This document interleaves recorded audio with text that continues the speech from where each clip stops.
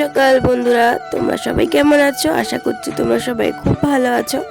তো দেখো, সেই দিনটা ছিল 30শে ডিসেম্বর, মানে আজ থেকে প্রায় এক সপ্তাহ কি দেড় সপ্তাহ আগের কথা।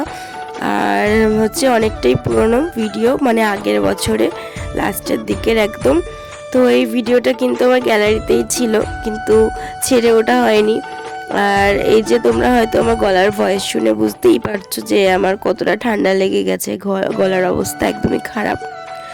আর তোমরা তো জানোই যে আমার ঠান্ডা লাগলে পরে আমি কথাও বলতে পারি না, তো সেই কারণে কিন্তু তোমাদের সাথে কোনো রকম ভিডিও আমি শেয়ার করতে পারছি না। আসলে কোনো ভিডিও শ্যুটই করতে পারছি না, কারণ মাথাটা এত বেশি ভারী হয়ে রয়েছে, যন্ত্রণা করছে, মাথা তো তুলতে পারছি না। তাও কোনো রকমভাবে আজকে হচ্ছে তোমাদের সামনে একটা নতুন ভিডিও আর একটা নিয়ে চলে এসেছি। তো এই যে দেখো, সকাল সকাল উঠে কিন্তু একদম কাছাকাছি করে নিয়েছি, আর করে জামা কাপড়গুলো মেলে দিলাম।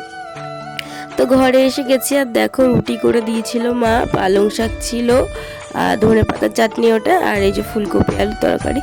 এত ঠান্ডা লাগছে তাই কম্বলের মধ্যে বসেই খাচ্ছি।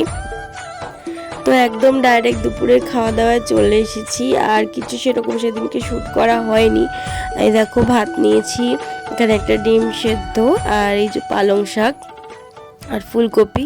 পালং শাক আর ফুলকপি ভাজাটা আমি করেছি, তারপরে ডাল সব কিছু মা করেছে, এদিকে টক ডাল। তো এইগুলোই আজকে লাঞ্চে রয়েছে।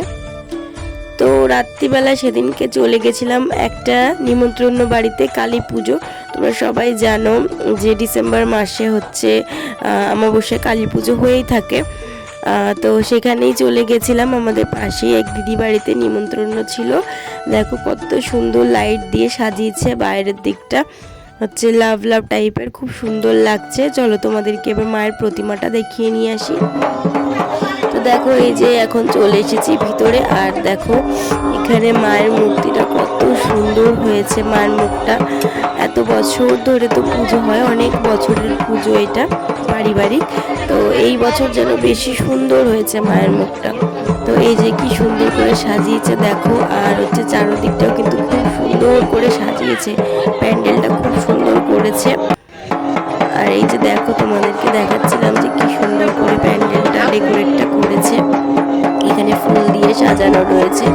আর এখানে সবাই দেখো ঢাক বাজাচ্ছে, ওদিকে মায়ের ভোগে রান্না হচ্ছে।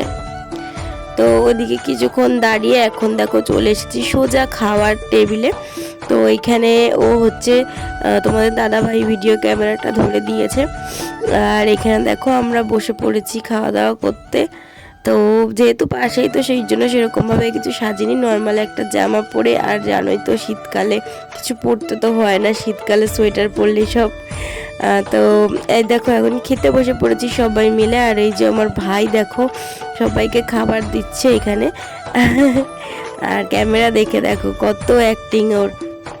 আর এই যে এখন সবাইকে খিচুড়ি দিয়ে দিল, একে একে সবাইকে খিচুড়ি দিয়ে দিচ্ছে। আর সত্যি বলতে রান্নাগুলো খুব সুন্দর হয়েছিল, খিচুড়িটা আমার তো খুবই ভালো লেগেছে, কিন্তু আমি বেশি খেতে পারিনি, কারণ সেদিন থেকেই শরীরটা আমার খারাপ, খেতে পাচ্ছি না।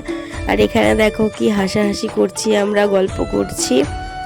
তো এই যে আমার পাতেও পড়ে গেল খিচুড়ি, আর এই পাশে রয়েছে আমার দাদা আরও একটা মানে পাশাপাশি বসেছে, আর আমি আর বৌদি পাশাপাশি বসেছি। তো এই যে এখন দেখো আমরা খাওয়া দাওয়া শুরু করব, আর আমাদের গল্প যেন শেষই হচ্ছে না।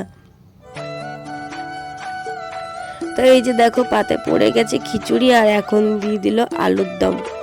তো আজকের ভিডিওটা এত দূরই, দেখা হচ্ছে তোমাদের সাথে অন্য আরেকটা ভিডিওতে।